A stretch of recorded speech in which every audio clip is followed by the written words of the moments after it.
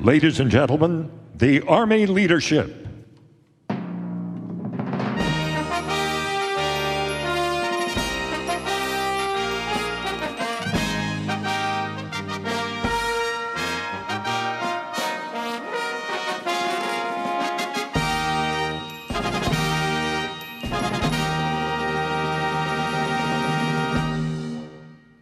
Ladies and gentlemen, please rise for the presentation of the colors and the singing of the national anthem by the United States Army Band and Chorus, Pershing Zone, conducted this morning by their leader and commander, Colonel Andrew Esch.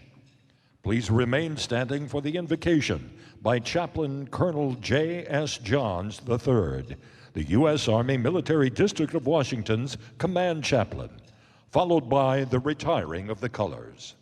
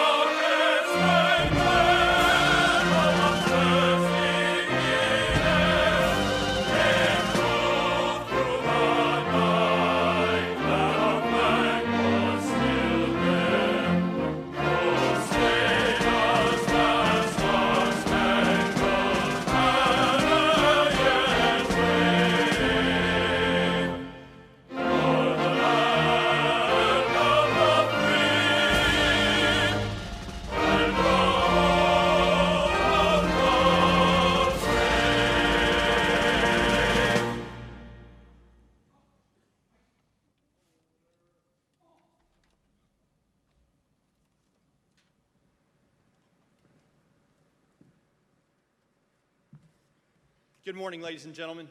Please join me in prayer. Eternal God, Lord of time and eternity, giver of liberty and sustainer of those who have the courage to fight for freedom. Gathered here today are strong and noble men and women who are dedicated to America's Army. Each seeks to ensure readiness now. Each seeks to bring all available resources and talent to bear on investing in the future. As the Association of the United States Army engages in collaboration and creative thinking this week, may each participant be encouraged, each organization meaningfully connected, and the entire Army enterprise strengthened as a result of these meetings. Thank you for the privilege of serving. Bless our warriors who are, even as we speak, standing bravely on our behalf in dangerous places across the globe. For the sake of our freedom and for our country do we pray. Amen.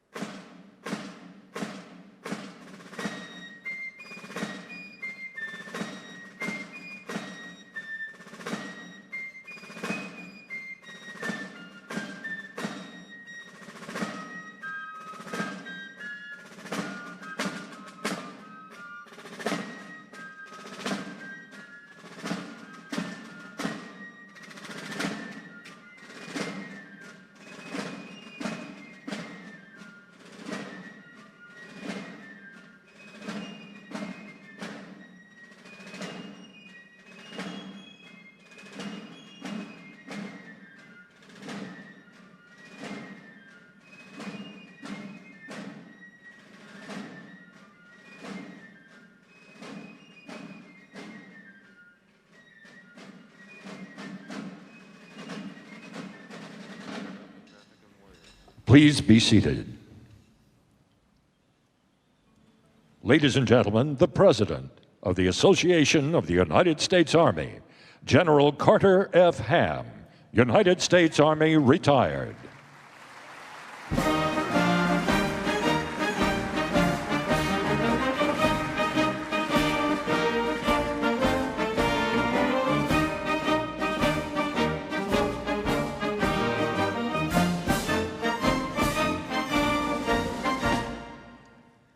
Good morning.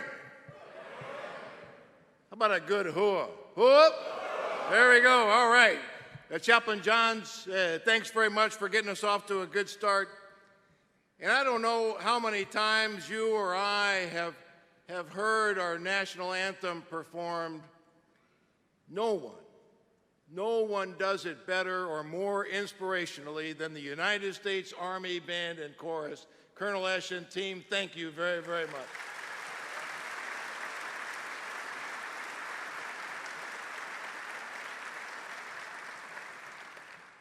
I'll have to confess, it's my favorite song. So Secretary McCarthy, General Mrs. McConville, General Mrs. Lengel, Mr. McPherson, General Mrs. Martin, SMA, and Mrs. Grinston, thank you for joining us. And to all, welcome to the 2019 annual meeting of your association, the Association of the United States Army, where we never forget why we're here. And that is to support America's Army and its soldiers, regular Army, Army National Guard, Army Reserve, their families, dedicated Army civilians. Your association supports retirees, veterans, and the incredible businesses, large and small, who provide the materiel and services that make the United States Army so great. For over 244 years, American soldiers have fulfilled their oaths in the service of our nation. And for the past 69 years, the Association of the United States Army has been privileged to support the greatest land force on the planet today. Today, in our audience, there are many soldiers and veterans who have served in harm's way defending America's freedom. We are honored, truly honored, to have each and every one of these brave women and men among us. I would, though, take my prerogative and single out two extraordinary heroes.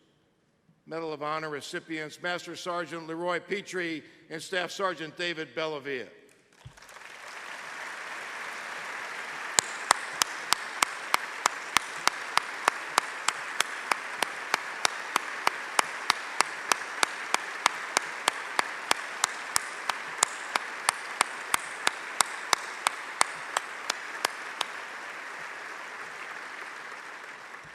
If you ever had any question in your mind, what does Army Strong look like? Spend a minute with each of those two, and you'll clearly understand it. This room is full of giants this morning, and I could spend the next couple of hours talking about each and every one, so you'll forgive me if I won't do that. But these giants, these are the giants in whose footsteps we all have followed. And so to recognize a couple, the 32nd Chief of Staff of the United States Army, General Gordon Sullivan.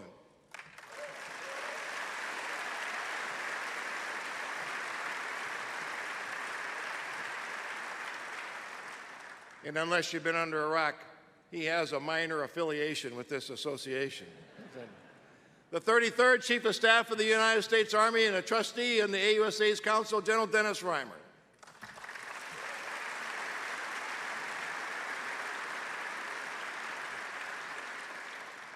SMA, I don't know if they're checking up on you or whatever, but we got the 13th, the 14th, and the 15th Sergeant Majors of the Army, Sergeant Major Ken Preston, Ray Chandler, and Dan Daly.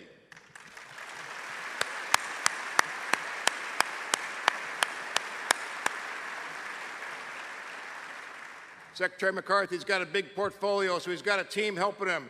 The civilian aides to the Secretary of the Army are assembled here tonight. Ladies and gentlemen, thank you for what you do.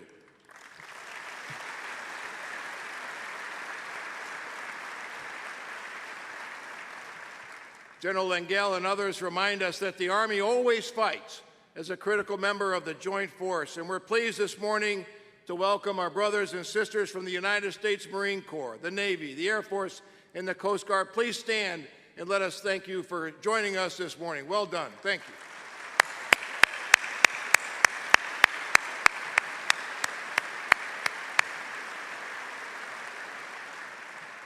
And America's Army has, since the very beginning, relied on trusted allies and partner nations.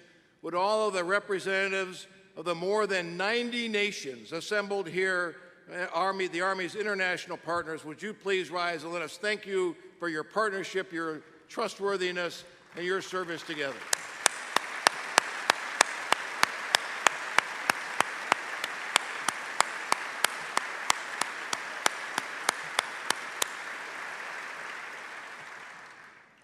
So I was a little tempted. The Secretary's speech book is here. I could save you some time if you want.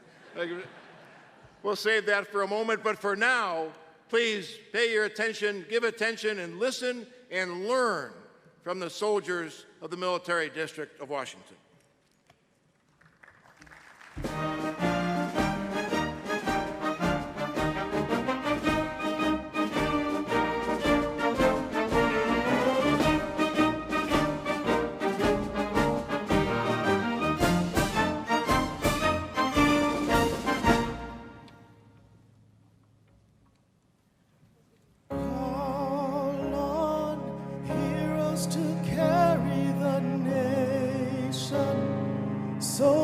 To stand and lead. Thank you for giving your lives for us, our warriors.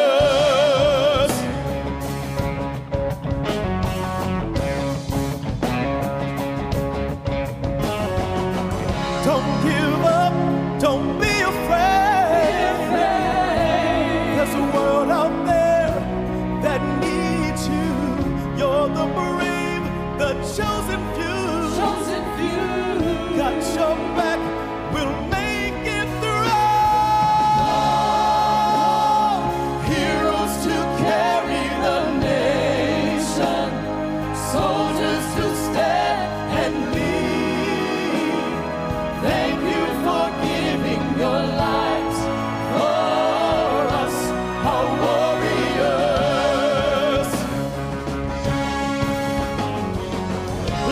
Stand up, we'll make a change. It's the pain we share, we bleed too. You're the brave, I'll fight for you. Fight for you. Got your back on the battleground. Heroes to carry the nation, soldiers to stand and lead. Thank you for giving your lives for us, our warriors. Heroes to carry the nation, soldiers to stand and lead.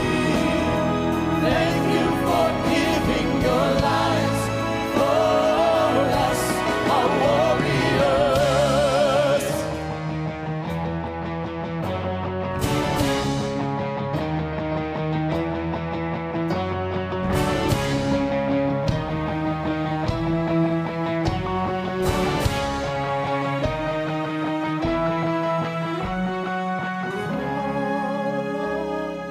Heroes to carry the nation, soldiers who stand and lead.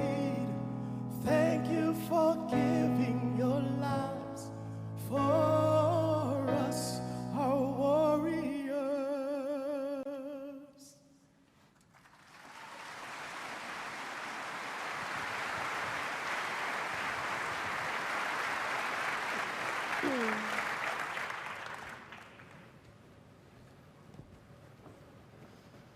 Good morning. My name is Specialist Mark Ramirez from Houston, Texas. I'm Sergeant First Class Robert Canale from Riverside, California. I'm First Lieutenant Kelly Jeffries from Miami, Florida. The Army of 2028 will be ready to deploy, fight, and win decisively against any adversary, anytime and anywhere. We are transforming the Army to win in today's great power competition. Our modernization will not just be about new equipment. We are also modernizing how we fight, what we fight with, and who we are. We cannot be an industrial age Army in the information age. To stay at the forefront of a changing environment, the Army's priorities remain readiness, modernization, and reform. Persistent modernization must include delivering the 6 modernization priorities and implementing a 21st century talent management system. The Army is developing a data-rich, information age approach to how it acquires, develops, employs, and retains the right talent. Talent management enhances Army readiness by maximizing the talents of every person. The Army is people. People are the Army's greatest strength and most important weapon system. People means soldiers in the regular Army, National Guard and Reserve, civilians, families, retirees, and veterans. We would like to introduce you to 7 outstanding soldiers who represent the talent, the leadership, and the strength of the over 1 million soldiers in uniform today. Please welcome them to the stage.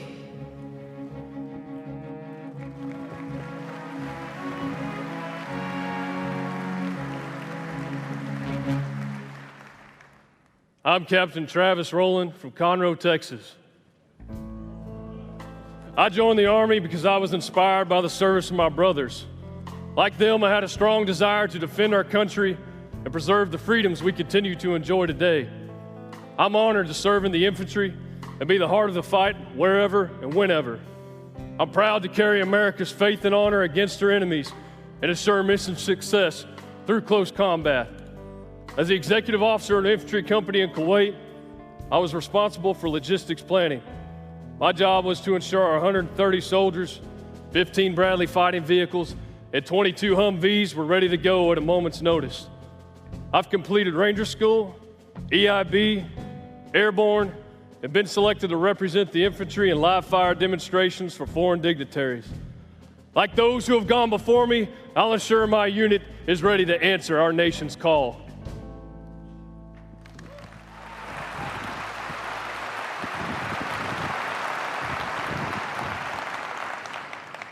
My name is Staff Sergeant April Shocker from Guam. Coming from a family of patriots and as a Native American Pacific Islander from Guam, I am proud to be serving my country. My high school junior ROTC program prepared me to sign up for the National Guard. After enlisting as a signal support system specialist, I had the opportunity to become an aviation operations sergeant. My daily mission in the operational support airlift activity is to provide support for Army fixed-wing operations for all states and territories. My job has taken me to Honduras, Guatemala, Colombia, and the Philippines. I'm currently on a Title X Active Guard tour. The favorite part of my job was working for Army South's Beyond the Horizon Humanitarian Assistance Program. In my spare time, I am pursuing a degree in criminal justice. It wasn't easy making the decision to leave Guam, but it is an honor to serve my country and my island.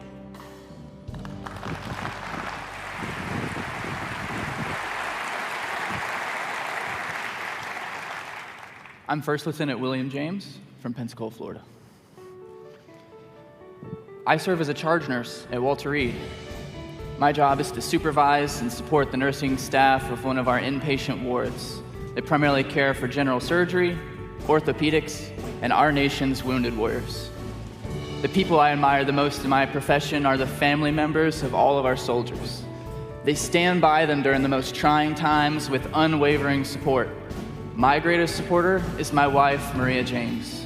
She mentors me, advises me, and helps me keep my head up during tough times.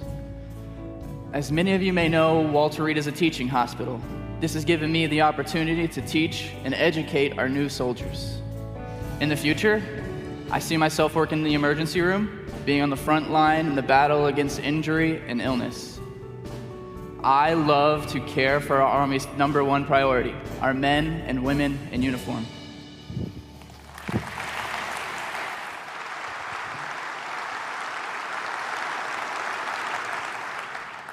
My name is Sergeant First Class Chelsea Porterfield, and I'm from Amarillo, Texas. I've accomplished many things in my 17-year Army career. 4 deployments to Iraq, Afghanistan, and Israel. I've been assigned to Germany, Korea, and Hawaii. But my most rewarding assignment was a United States Army drill sergeant at Fort Leonard Wood, Missouri. I got it. Nobody likes the drill sergeant. But it's my responsibility to mold soldiers and give them the tools and training that they need to fight and win. I live the Army values and instill what it takes to live the soldier's creed. No one is more professional than I. I am a soldier for life, and I look forward to my next challenge and continuing to shape the Army of the future.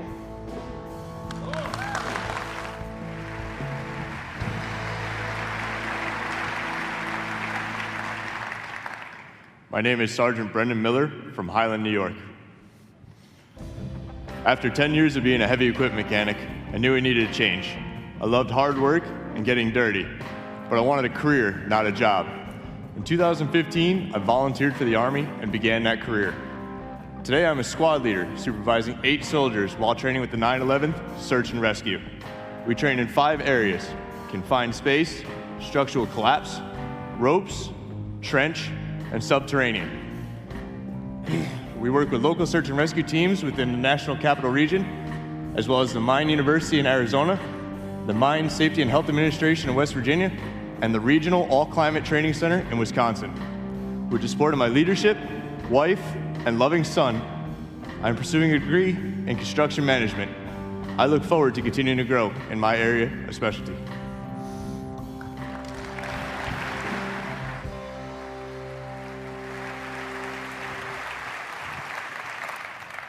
My name is Staff Sergeant Eduardo Sampaio from Los Angeles, California, and this is my military working dog, Eros. I am the older brother following my younger brother's footsteps.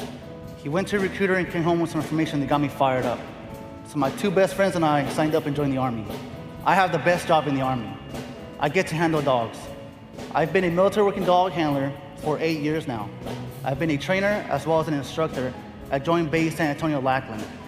Our dogs are trained in obedience, obstacles, controlled aggression, and detection in narcotics and explosives. I hope to be a recruiter and then a kennel master one day. The reward of seeing a dog with no training to a well-trained soldier in 120 days is amazing. My first kennel master and squad leader showed me how to prepare and continue to stay connected within my career. I have them to thank for this fulfilling and important job.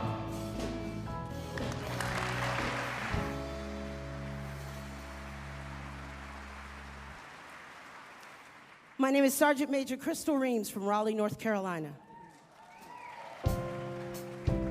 You may recognize me as a musician with the United States Army band Pershing Zone, or from a little TV show called America's Got Talent. But what you might not know is I began as a logistics management specialist. I loved my job, but I also loved to sing. 5 years into my career, I was given the opportunity to audition for Pershing Zone.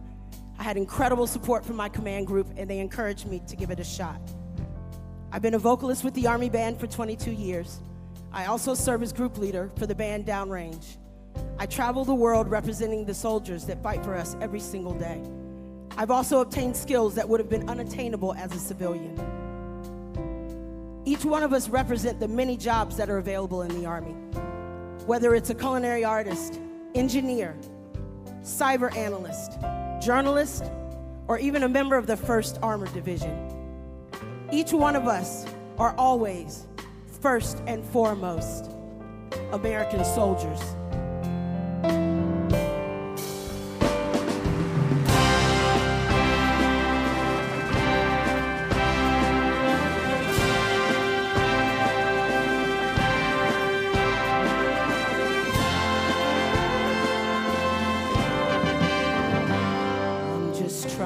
Be a mother, raise a daughter and a son, be a lover to their father, everything to everyone, up and out and bright and early, I'm all business in my soul. Hey, I'm dressed up for success, from my head down to my boots, I don't do it for the money. There's bills that I can't pay. I don't do it for the glory. Just do it anyway. Providing for our future, my responsibility.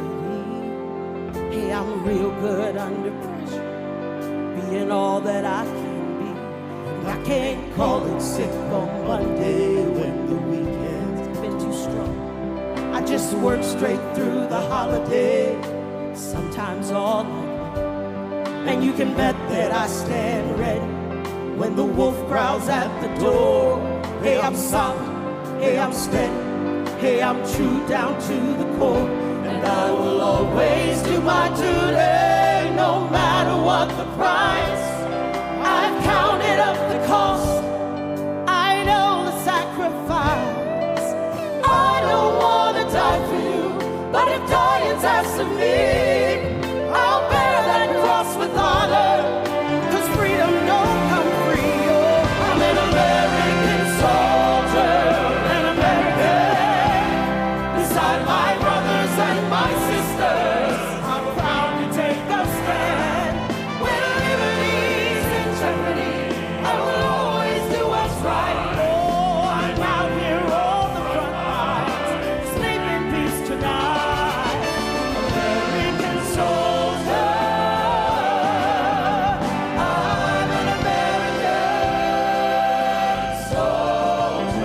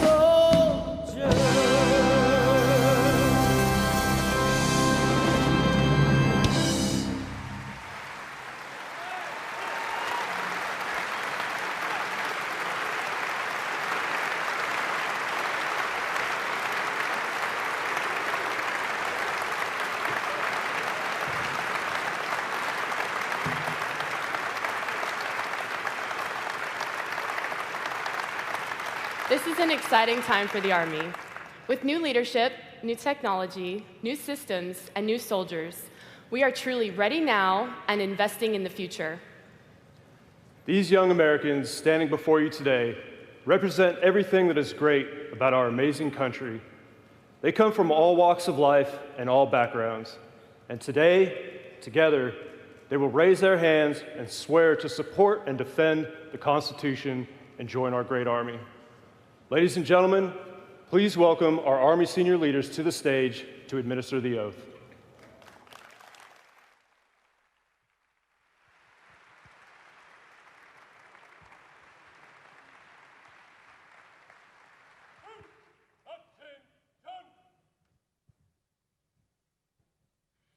Please raise your right hand and repeat after me.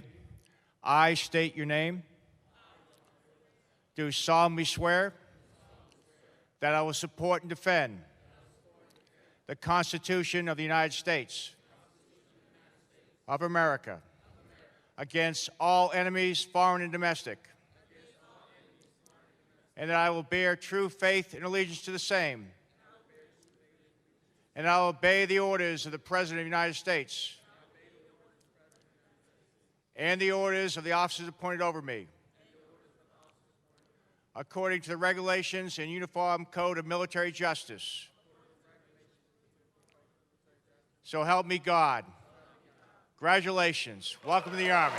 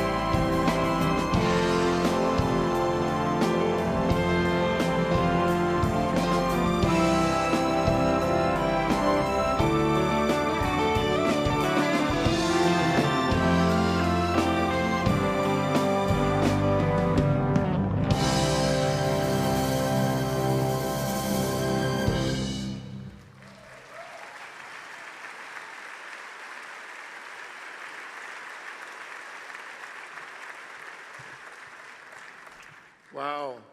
Heroes to carry the nation. You may not recognize it, but just now, we all witnessed the United States Army, we all witnessed the United States of America get stronger. Awesome.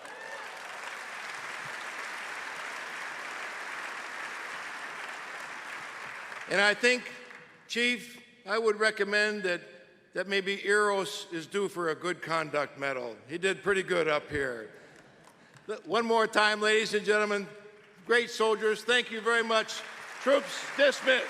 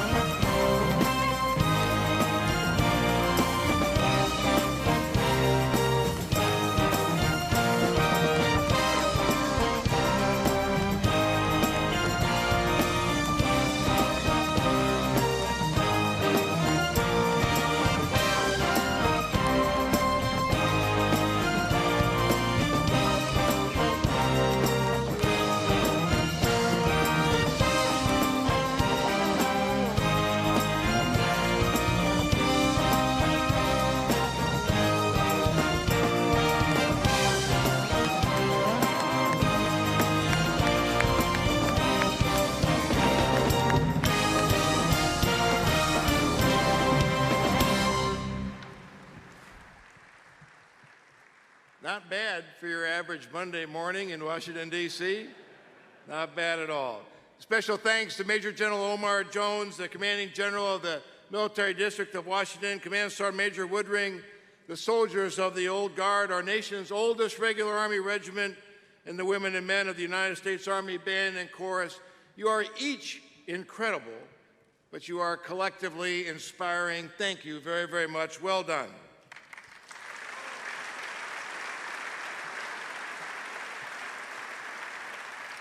So, ladies and gentlemen, it's now my great honor and privilege to welcome the Honorable Ryan McCarthy, the 24th Secretary of the Army, here to join us at AUSA. He was sworn in as our Secretary just 2 weeks ago today, so some of you might think that he's new to the job. Not. He was unanimously confirmed by the United States Senate as Undersecretary of the Army on August 1st, 2017, and immediately became acting secretary. Earlier this year, he once again became acting secretary as Dr. Esper moved on to become the Secretary of Defense. He's been immersed in Army matters for a long while and has been, along with the Chief, the driving force for change in our Army. He knows soldiers. He has the heart of a Ranger. His genuine love of Army families shines through in everything that he does. But as much as it pains me, He's not perfect. He comes from the Windy City. He's a lifelong Chicago Cubs, Bears, and Blackhawks fan, but we still love him. Please give a warm Army welcome to the 24th Secretary of the Army, the Honorable Ryan McCarthy.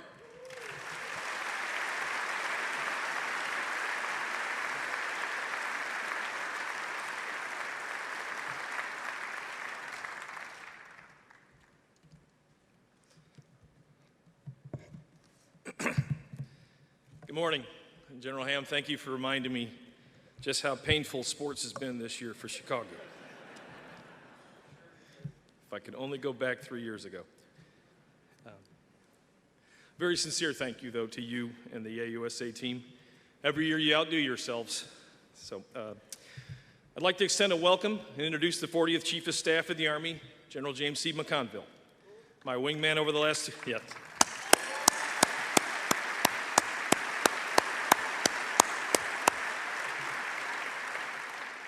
My wingman over the last 2 years has been a steady hand on the E-ring for the Army. It's been 26 months, it's been great. This includes thousands of repetitions together, making this time of significant transition smooth.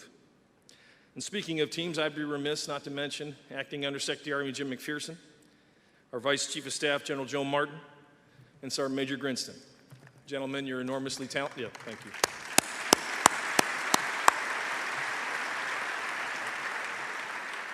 Enormously talented leaders that inspire me each and every day, along with the 1 million soldiers in our Army.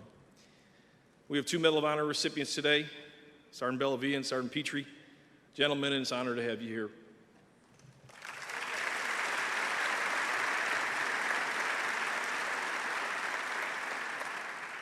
Additionally, please join me in welcoming the spouses and Gold Star families here today.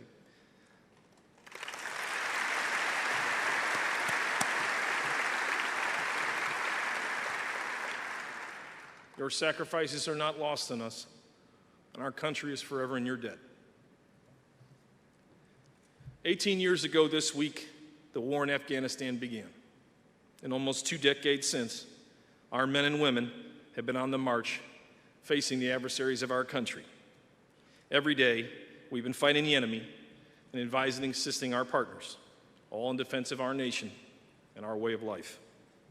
All the while, Russia and China are investing billions to rapidly modernize their armies, increase their weapons systems lethality, and thus eroding U.S. overmatch. Right this minute, Iran is purchasing and testing weapon systems, from missiles to drones, threatening the surrounding shaky peace in the region. Violent extremist organizations in Afghanistan and Iraq continue to put pressure on the populace, attacking, blending in, reconstituting, and then repeating. Our adversaries are investing in tomorrow today, unconstrained by a continuing resolution and singularly focused on shifting the current balance of power. The Reverend Dr. Martin Luther King Jr. said, quote, "We are now faced with the fact that tomorrow is today. We are confronted with the fierce urgency of now. In this unfolding conundrum of life and history, there is such a thing as being too late. This is no time for apathy or complacency. This is a time for vigorous and positive action. Tomorrow is in fact today." For the past 2 years, we've restored readiness across the force, with over half of our BCTs at the highest levels of readiness. And as a nation at war, we will continue to keep these units ready for the foreseeable future. We have built the foundation to shift the Army's modernization efforts and began the process of replacing the legacy systems that have served us well for the last 40 years. We have primed the modernization pump, drastically reducing the requirements timelines to 18 months or less, and moving quickly from prototype to operational tests so we can prepare for low-rate initial production. To fully realize the modernization strategy, we must have the FY20 and 21 budget deal approved in order to have sustained investment, necessary for pushing through prototype testing of systems, to begin procurement of LRIP tranches of capabilities, to scale our formations, and we must invest in the cloud architecture. The Army will stay the course, and our priorities of readiness, modernization, and reform are not changing. We are here to finish what we collectively started. First, the Army must invest as much in strategic readiness as we do in tactical unit-level readiness, because our MDO concept is going to dramatically change, and we must address how we fight. The last 18 years of conflict built muscle memory and counterinsurgency, tested our leadership, and has hardened the force. With this focus came atrophy in other areas. We are now re-engaging these muscle groups. Essentially, you can't skip leg day. Going forward, we must put equal effort into improving our strategic readiness, which is the Army's capability to rapidly mobilize and deploy forces anywhere in the world and sustain the joint force. Multi-domain operations is our fighting concept, and it serves as the foundation of our Army modernization strategy. The MDO is how the Army supports the joint force and the rapid and continuous integration across all domains: land, sea, air, space, and cyberspace, to ultimately deter and win the fight should deterrence fail. We began our multi-domain efforts under the expert direction of General Bob Brown in the Indo-PACOM theater, where we are challenged by the tyranny of distance and a gap in air and sea lift capabilities. Building off of last year's historic integration of the task force in the Rim of the Pacific exercise, multi-domain capabilities have continued to be tested and validated through additional exercises and experimentation. A year ago, at Joint Base Lewis McChord, we activated the first intelligence, information, cyber, electronic warfare, and space detachment, known as the I2Qs, which serves as the core of the multi-domain task force capability. We will continue to experiment with multi-domain task forces in both Europe and Indo-Pacific theaters to inform our future force development and ensure we are developing the right capability mix for each theater. The MDTF participated in Exercise Orient Shield in September with the Japanese Ground Self-Defense Force operating in the East China Sea. With its headquarters in Japan, the task force elements were distributed south across the Senkaku Islands, serving as an important validation of capabilities as we build the multi-domain formations of the future. This exercise, known as Pacific Pathways, has evolved to a 2.0 version, adopting a hub-and-spoke model by deploying task forces to single locations for a longer period of time and executing dynamic force employment of task force elements to spoke locations. For example, in May, we deployed a company from a hub location in the Philippines to Palau. This was the first time U.S. Army forces had been in Palau in 37 years. We aren't just training in these areas and departing with lessons learned. We have a presence in the region, strengthened by partnerships and tested through tough, realistic, and habitual training. In Europe, this year, 3 Corps and 1st Armored Division conducted a no-notice emergency deployment readiness exercise, demonstrating the Army's flexible global projection. Less than 2 weeks' time passed from the moment a soldier at Fort Bliss received a phone call to the moment they placed their weapon on fire alongside NATO counterparts at the Drexel training area in Poland.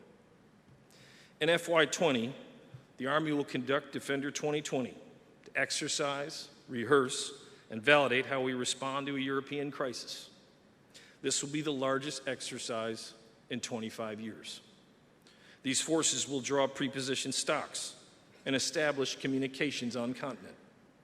9 C-17s will fill the skies with waves of paratroopers demonstrating joint forcible entry, linking up with special operations forces and conventional host nation ground forces. Finally, in terms of readiness, we rely on Army installations. Army installations provide infrastructure for home station training, as well as projection platform to mobilize, ship equipment, and deploy forces. We leverage our partners' infrastructure as well. For instance, the Defender exercise prompted the Lithuanian government to invest in dual-gauge rail cars, one example of our push for interoperability and driving European infrastructure investments towards a common goal. Second, the Army must invest in what we fight with, or we risk losing the next war. The Wright brothers, pioneers of aviation, built 3 engine iterations of a glider while conducting hundreds of tests and modifications in the pursuit of flight. 6 years passed from their initial glider design to a practical flying machine. Their success took patience of learning through testing and capitalizing on knowledge gained in each iteration. In the Army, innovation and industry are inextricably linked. Major General Benjamin Filloy, then a lieutenant, flew the first military airplanes purchased from the Wright brothers. 6 miles from this very building, the initial flight took place and ended in a crash. 10 months later, after the Wright brothers improved the engineering of the Wright military flyer, Filloy achieved sustained flight. The Army purchased this airplane and named it Signal Corps No. 1. From there, the Army would invest in the large-scale production of airplanes from the Wright brothers, develop training for pilots and mechanics, and create an organization capable of managing this new technology. The Army is 1 year into our new organizational culture that will help us manage our operating model to MDO, pick the next weapon systems, and it is yielding results. Under the strong leadership of General Mike Murray, coupled with the partnership with Dr. Bruce Jetty, our Assistant Secretary of the Army for Acquisition, Logistics, and Technology, Army Futures Command has empowered the requirements community, brought precision to our research and development program, and have developed a modernization strategy with 31 signature systems. We are developing advanced systems and hypersonics, directed energy, and other tools to provide the commander flexibility in MDO operations. Our new Army modernization strategy outlines our comprehensive approach. By combining the application of the MDO operating model, the Army can generate options for commanders and increase complexity for adversarial forces. U.S. adversaries are operating largely uncontested in space and cyberspace. Recently in Afghanistan, I watched MDO information operations in action. I watched our joint and partner forces counter and defeat Taliban's online operation in an attempt to create chaos. The adversaries' claims of a tactical victory and towns under siege were quickly disproven through timely, truthful, and targeted messaging. The public could see for themselves local officials and partner leaders walking through the village square in real time, all via social media. A swift calm ensued in neighboring towns. The enemy, defeated in both reality and in their online narrative, fell silent again. The right message at the right time to the right people is the crux of MDO information operations, and it is yielding results at the street level in Afghanistan like we have not seen in 18 years. If low-tech adversaries are able to execute offensive operations in the virtual domain, imagine what great power competitors are able to launch against us. MDO allows commanders to rapidly build joint formations that are strategically positioned in order to fight and win across all domains, including space and cyberspace. Big data and network security become the next battlefield. If we do not have a system in place, access to data becomes our no man's land. A team equipped with Integrated Visual Augmentation System, or IVAS as it is known, is currently in prototype and testing, can turn hundreds of repetitions, rehearsing kinetic operations at a safe and removed location. A system such as this, on target, has the ability to rapidly identify a target, call in air support, deconflict airspace, and neutralize a threat precisely in seconds. Systems like this mitigate threat to our forces, and integrates the joint force where every member is seeing the same sight picture. Data moving rapidly, paired with AI algorithms, reduces the time span of decisions from minutes down to seconds. And seconds in a firefight feels like an eternity. Seamless access to data in the cloud is the foundation for the entire Army modernization effort. Headquarters may know how much ammunition is in the inventory, but those in the foxhole intimately understand how many rounds they are firing and how many they're receiving. The intent is to move from the industrial age processes to the information age, leveraging data as a strategic asset and utilizing private sector technology. The cloud serves as a system of systems, moving at speed. It's scalable and brings computational power into the hands of our soldiers. We will manage big data, employ AI-enabled tools in earnest without sacrificing security or cyber resilience. We intend to invest over $700 million across the FY 21 to 25 FYDP. We now invest or face the delta between capability and threat, in which our forces must close the distance at the cost of blood and treasure. Third, in order to maintain readiness and enable our ambitious modernization agenda in a flat fiscal environment, the Army must ruthlessly prioritize our resources to achieve our modernization goals. The 31 signature systems across all domains of combat and our Army priorities represent the future weapon systems of our future formations. We are in various stages of prototype and experimentation that are yielding results along the development continuum, and we will scale them in our formations over the next 5 years. It will require more funding.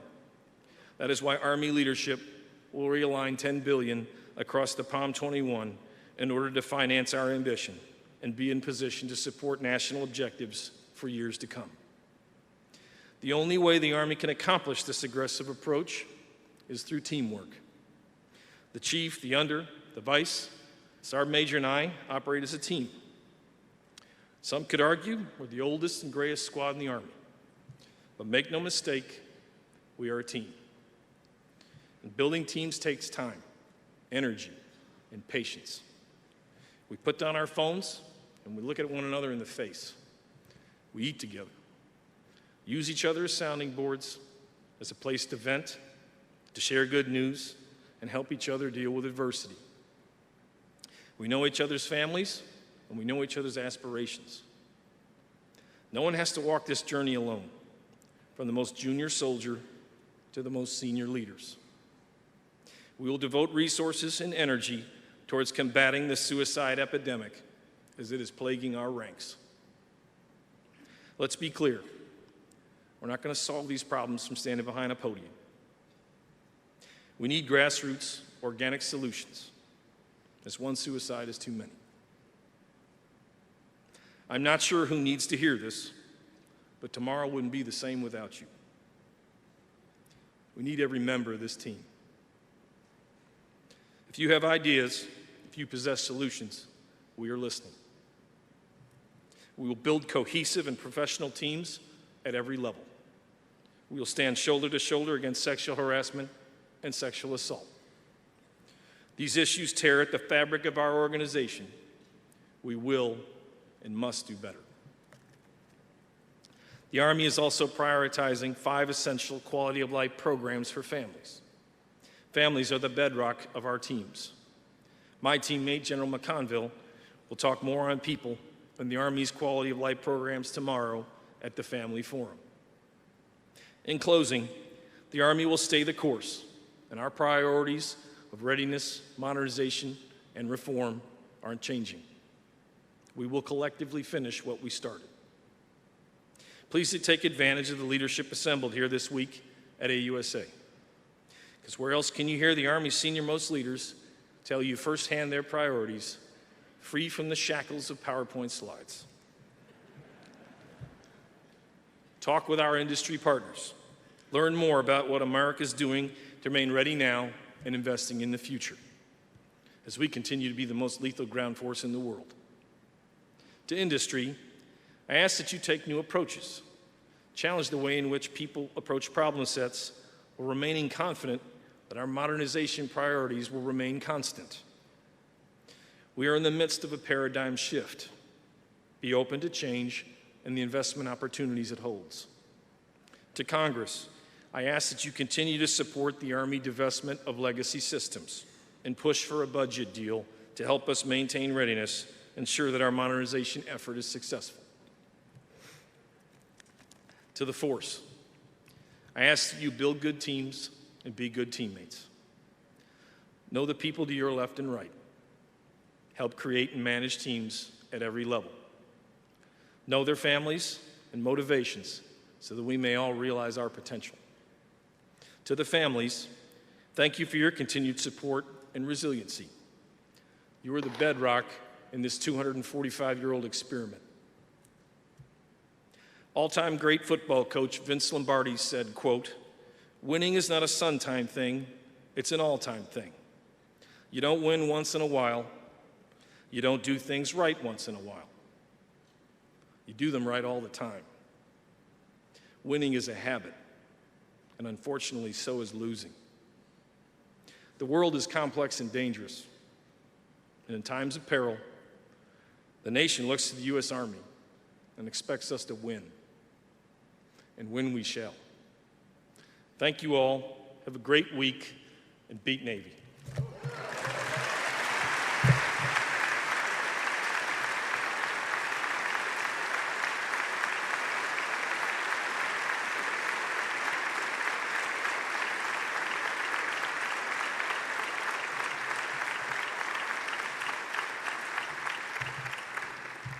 Thank you, Mr. Secretary. Hey, folks, unless you were sleeping, the Secretary has called us to action. And Mr. Secretary, Chief SMA, this association, your association, is on your team. We're ready to do our part. Thanks for your leadership. Thanks for a clear message this morning. We look forward to great years ahead for the United States Army. Thank you.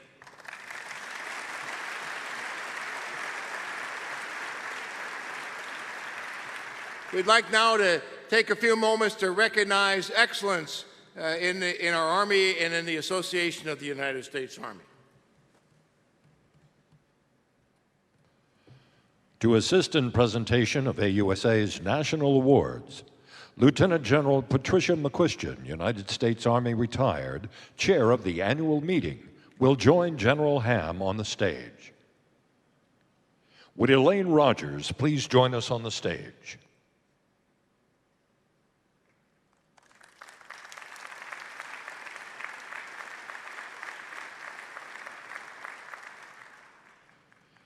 The General Creighton W. Abrams Medal is presented to Elaine Rogers for her exceptional service to the United States Army. A tireless advocate for military members and their families, Elaine Rogers has dedicated herself to making a difference in their lives since she began her work with the USO of Metropolitan Washington, Baltimore in 1976. Throughout her tenure as president and CEO, USO Metro has grown exponentially and is now the USO's largest global affiliate. The group's dedicated core of volunteers has grown from 50 to more than 1,200 people, serving a region with more than 300,000 troops and family members. She has expanded USO Metro's needs-based programs and services, providing emergency housing and food assistance, and therapeutic and morale-building programs at area military hospitals. USO Metro also provides 6 recreational family centers and 4 airport lounges, and is responsible for Operation USO Care Package, a global program that has delivered more than 2 million care packages to deployed troops. Her work continues as USO Metro is opening additional facilities for recovering service members, their families, and caregivers. In grateful recognition of her exceptional, steadfast, and dedicated service to the members of the U.S. military and their families, we proudly present the General Creighton W. Abrams Medal to Elaine Rogers.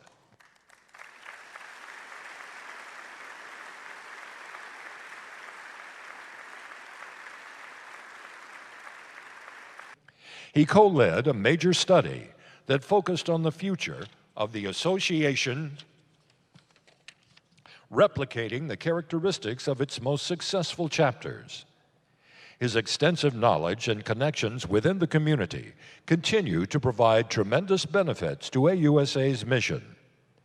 In recognition of his innovation and selfless service to AUSA's mission, we proudly present the Major General Anthony J. Drexel Biddle Medal to Colonel Hugh Sandy McLeod III, U.S. Army, retired. As the U.S. Army Europe Deputy Commanding General for the Army National Guard, he built positive relationships and set the standard for seamless integrated forces throughout Europe. His presence and personal involvement promoted readiness, increased operability, and enhanced the bonds among all components of the U.S. Army, our allies, and partner militaries. His tireless communication and outreach strengthened leaders' understanding of and their confidence in the U.S. Army's ability to operate within a unified, multi-component Army. Major General Gronski continues to play an integral role as a senior mentor for the Army's Mission Command training program. It is with sincere gratitude and the highest regard for his service and dedication to our nation and the Army National Guard that we proudly present the Lieutenant General Raymond S. McLain Medal to Major General John L. Gronski, U.S. Army, retired.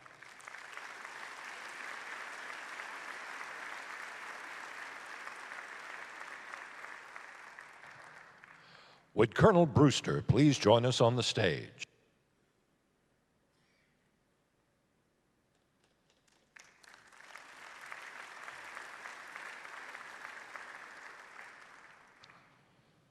The Major General James Earl Rudder Medal is presented to Colonel Olin Finley Brewster, United States Army, retired, for his outstanding contributions to the advancement of the Association of the United States Army's goal of a seamless, multi-component Army. As a U.S. Army Reserve Ambassador since 2006, Colonel Finley Brewster has made enduring contributions to the success of the Army and the Army Reserve. His dedication to soldiers began in 1966, when he was commissioned as part of the Corps of Cadets at Texas A&M University, where the president was retired Major General James Rudder, for whom this award is named. Colonel Brewster served for 29 years in the regular Army and Army Reserve, leading soldiers as commander of the 587th General Supply Company and the 519th Maintenance Battalion, and as Chief of Staff of the 90th Army Reserve Command. Upon retiring from uniformed and Army civilian service, Colonel Brewster volunteered for military and civilian support programs, identifying deserving youth for ROTC scholarships and federal grants and funding to help more than 500,000 Americans living in poverty within the Rio Grande Valley in southern Texas. Colonel Brewster is a charter member and past chairman of the San Antonio Community Action Committee that assists Army recruiting battalions. His work with his hometown recruiters helped propel the San Antonio Battalion into one of the Army's top recruiting battalions.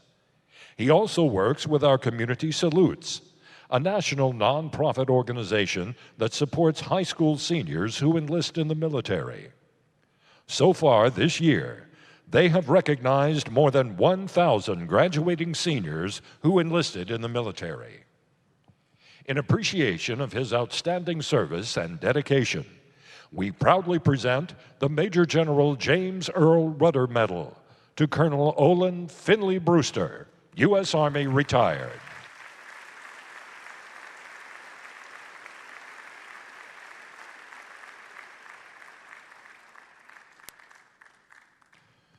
Will Command Sergeant Major Minosky please join us on stage?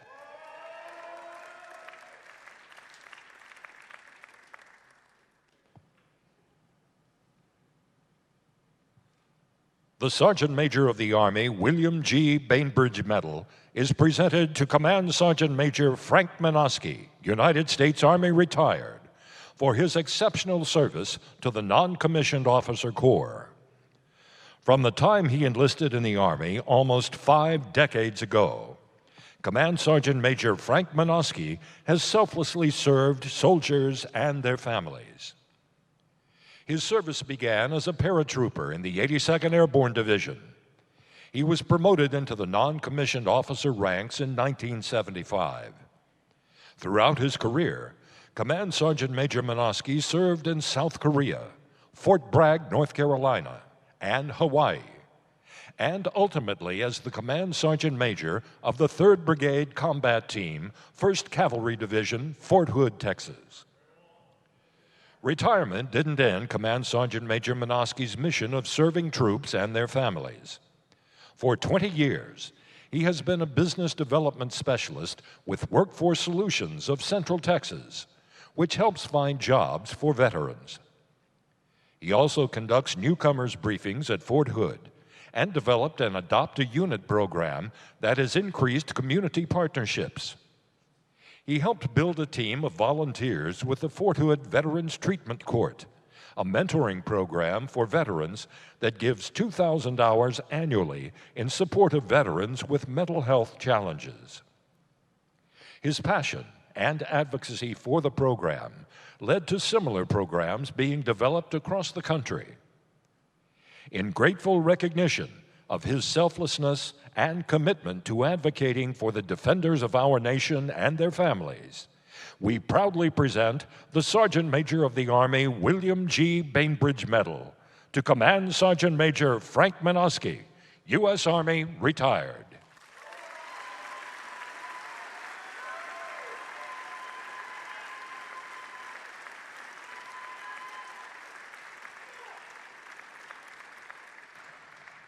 Would Craig Hannum please join us on stage?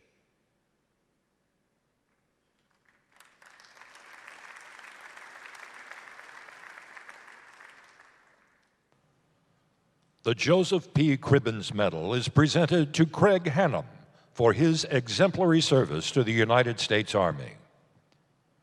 After serving as a military policeman for 20 years, Craig Hannum joined the Soldier and Family Readiness Center at Fort Huachuca, Arizona, where he serves the local community in a multidimensional job, including suicide prevention, intervention, mitigation training and response, and as Employee Assistance Program Coordinator. His work includes providing guidance and information to command teams at Fort Huachuca.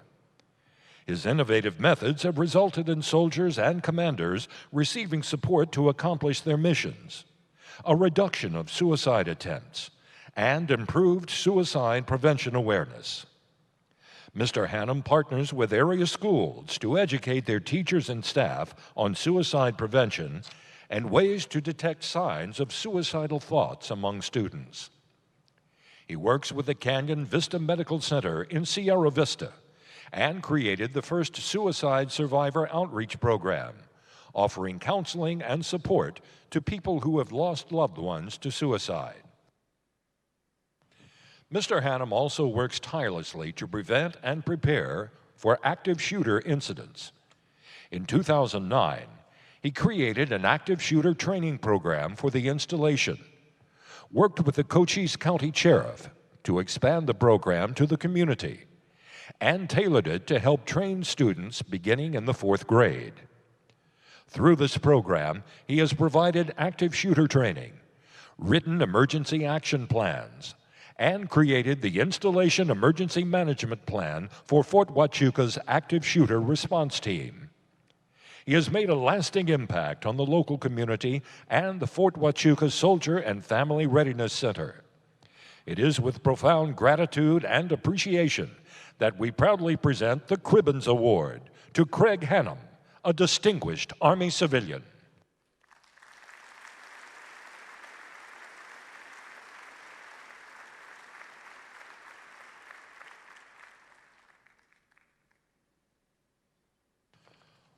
Would the Elwine family please join us on stage?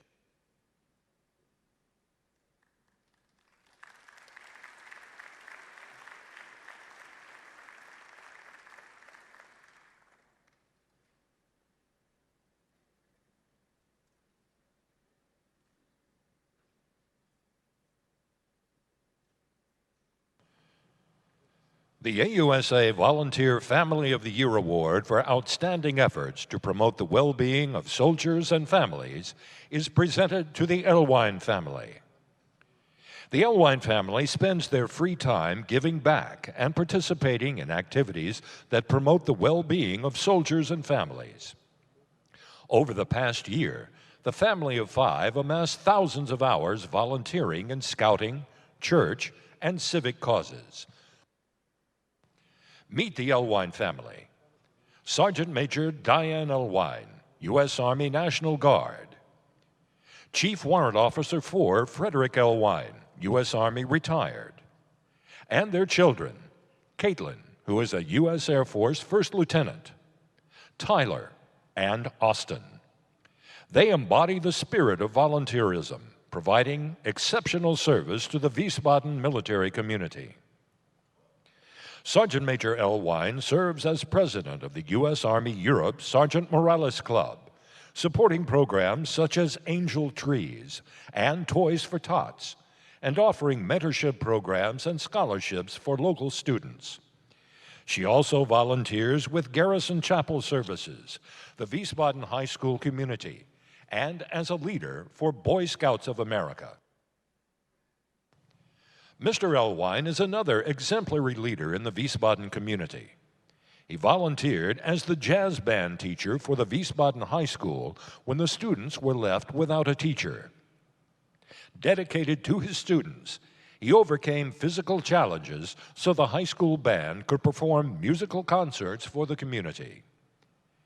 Every member of the Elwine family has shown a willingness to go above and beyond to help others. It is with sincere gratitude and appreciation that we proudly present our Volunteer Family of the Year Award to this remarkable Army family.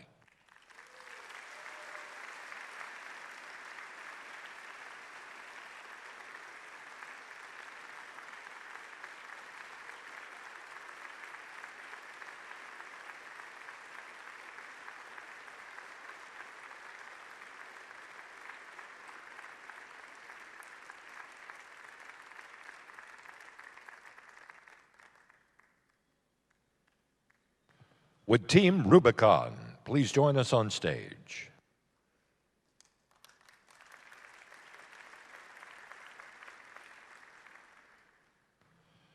The Association of the United States Army's National Service Award is presented to Team Rubicon for exemplary service and demonstrated enduring support to the soldier and the global community.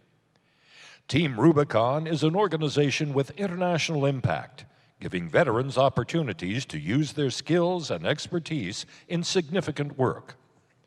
With its motto, Built to Serve,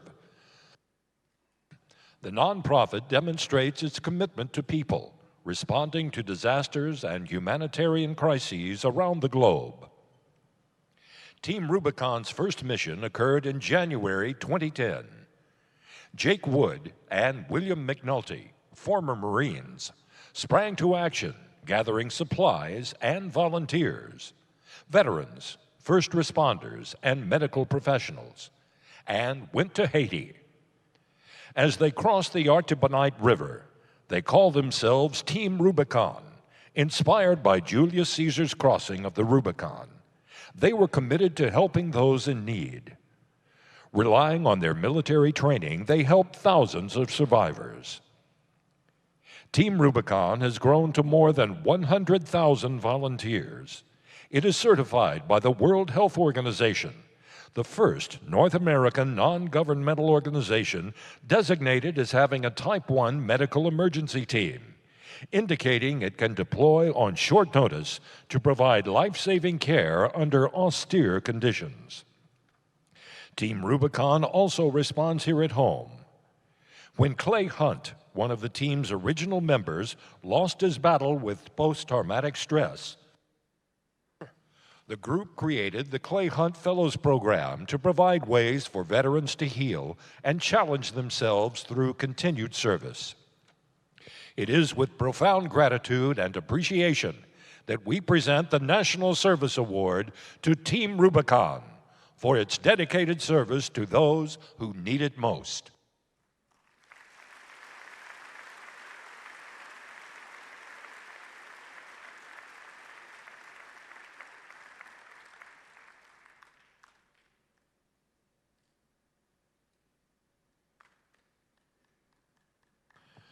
Next, it gives us great pleasure to present AUSA Chapter Awards.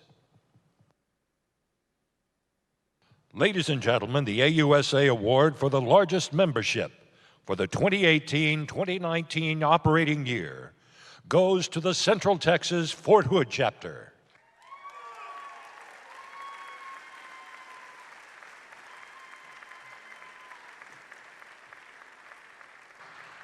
Accepting the award for the Central Texas Fort Hood Chapter are Colonel Larry Phelps, U.S. Army retired, Chapter President; Major General Scott Eflund, Deputy Commanding General, 3 Corps; and Command Sergeant Major Adam Nash, Command Sergeant Major, Task Force Phantom.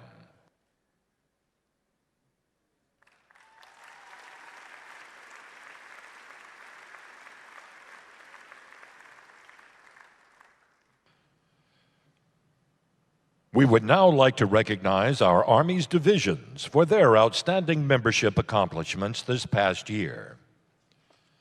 This year, the Active Duty Division Award for the largest active duty membership goes to the 1st Cavalry Division, Fort Hood, Texas.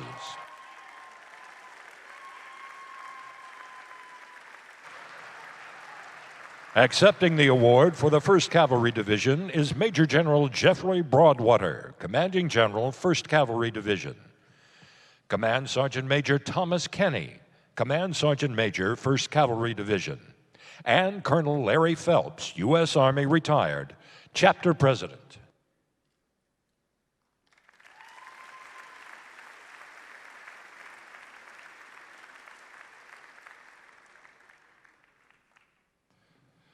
We have 2 awards to honor reserve components that, through their participation and membership, have been outstanding in support of the association's mission of keeping America's Army strong.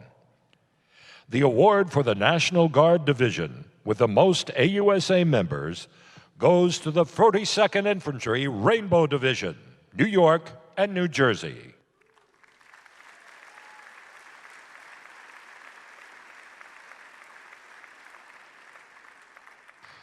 Accepting the award is Colonel Christopher Cronin, Rear Detachment Commander, 42nd Infantry Division. The award to the Major U.S. Army Reserve Command with the greatest support to AUSA, as measured by membership and active support to and from the chapters within the command's footprint, goes to the 80th Training Command, Richmond, Virginia. Accepting the award is Brigadier General Aaron Walters, Commanding General, 100th Training Division.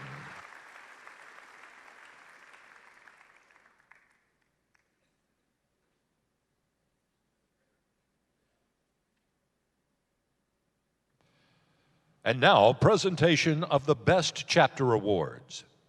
These awards recognize those chapters whose outstanding service to their members, their communities, and the Army earned them the distinction of best in their class this past year. Their successes represent a team effort by the chapter and their local military and business leaders. We categorize our best chapter competition based upon size. Individuals accepting the award will please do so on stage. The AUSA Council of Trustees Awards that recognize the best chapters overall from all categories go to the following chapters. For first place in the largest category, chapters which began the year with over 1,000 individual, life, and community partner members, the winner is the George Washington Chapter.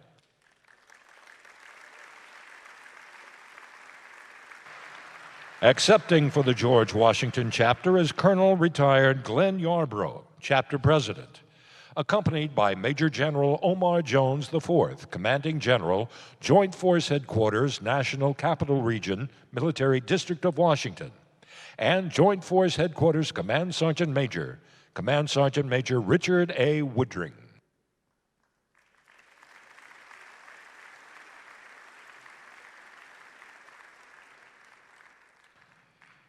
In the category of chapters with between 600 and 999 members, the winner is the Major General Harry Green, Aberdeen Chapter. Accepting for the Major General Green Aberdeen Chapter are Colonel Retired Jim Costigan, Chapter President, accompanied by Major General Mitch Kilgo, Commanding General, U.S. Army Communications Electronics Command and Aberdeen Proving Ground, and Command Sergeant Major Frank Gutierrez, Command Sergeant Major, U.S. Army COL.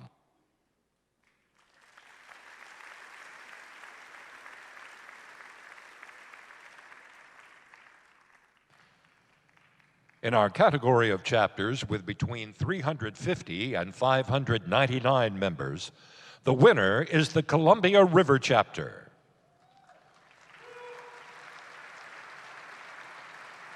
Accepting for the Columbia River Chapter are Sergeant Major Retired Jerry Glesman, Chapter President, accompanied by Brigadier General William J. Prendergrast, Land Component Commander, Oregon National Guard. Major General Retired Fred Reese, Retired Oregon Adjutant General, and Sergeant Major Scott Stimson, Recruiting and Retention Operations Sergeant Major, Oregon Army National Guard.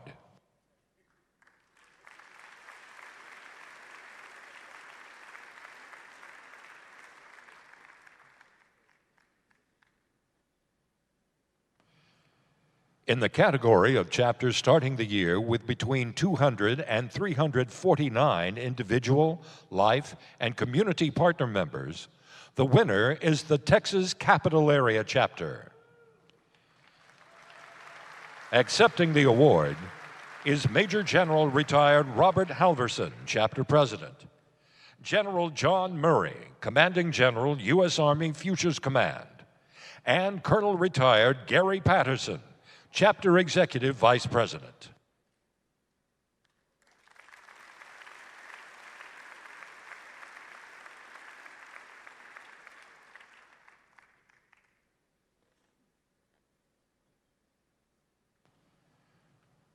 In our category for chapters with less than 200 members, the winner is the Charleston Chapter. Accepting for the Charleston Chapter is Colonel Retired Joe Trez, Chapter President, and Lieutenant General Retired Roger Thompson, Chairman, Charleston Chapter Board of Directors.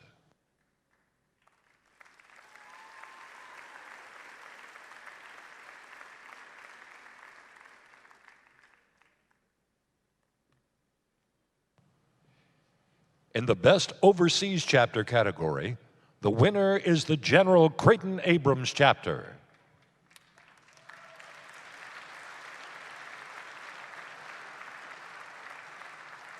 Accepting for the General Abrams Chapter is Colonel Retired Dave Fulton, Chapter President, Lieutenant General Christopher Cavoli, Commanding General, U.S. Army Europe, Command Sergeant Major Robert Abernathy, Command Sergeant Major, U.S. Army Europe, and Ms. Gemma McGowan, Chapter Vice President.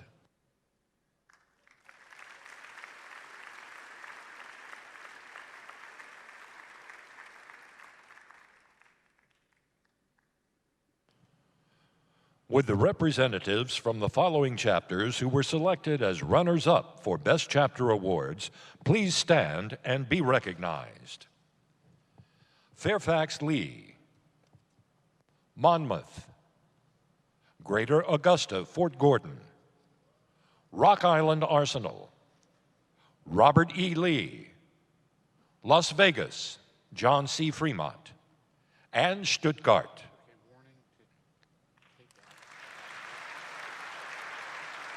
This concludes our award presentations. Please give them a warm hand.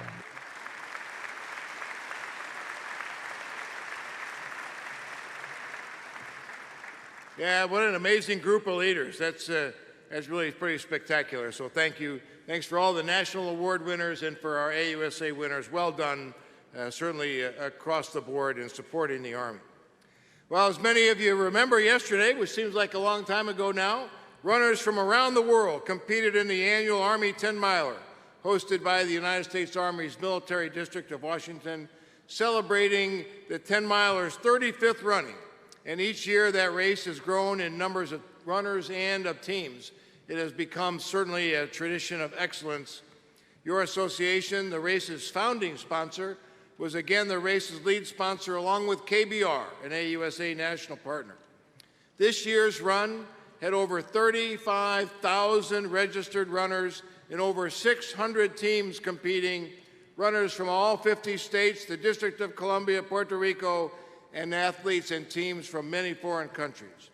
For those who were not able to either run or be a spectator yesterday, we have a special video to highlight the Army's annual premier athletic event, the 35th Army 10-miler.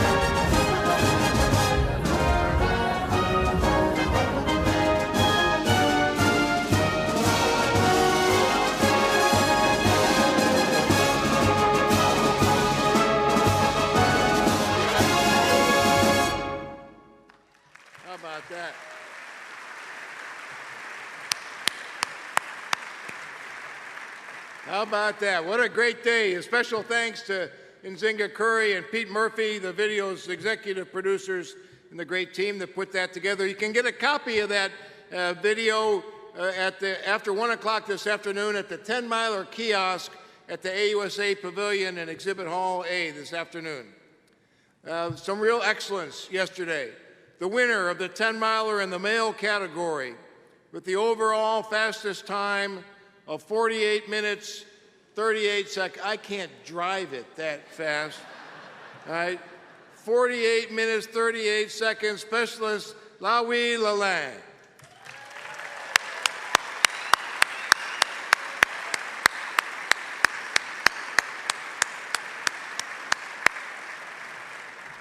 The winner in the women's category is Specialist Elvin Kibe with a time of 54 minutes, 5 seconds.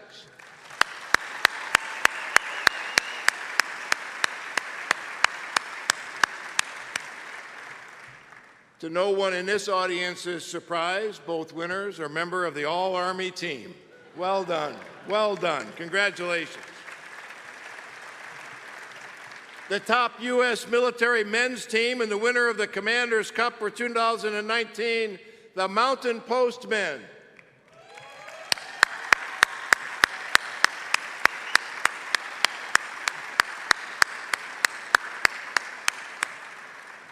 The top U.S. military women's team and the winner of the Commander's Cup, the Fort Bragg women.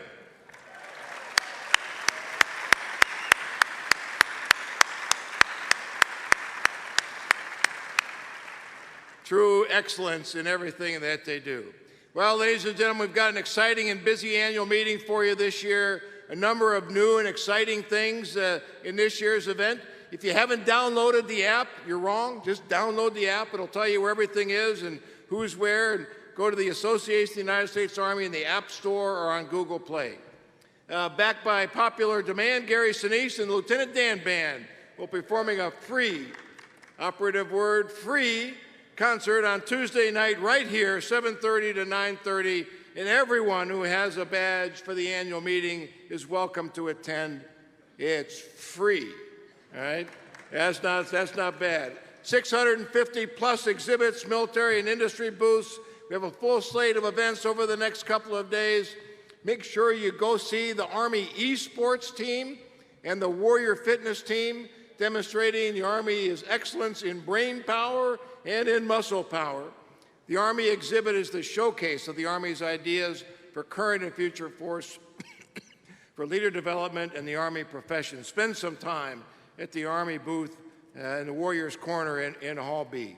Army Futures Command and ASALT have a joint assembly area in Hall E. Installations Command assembly area is also in Hall B. The Joint Training and Doctrine Command and Army Materiel Command assembly area in Hall A. And for our veterans, the Department of Veterans Affairs once again has a pavilion in the exhibit floor also in Hall A. Visit, learn, reconnect, be inspired. We're glad that you are here. Have a wonderful couple of days here with your Army family. Go Army, beat Navy. This concludes our Army opening ceremony.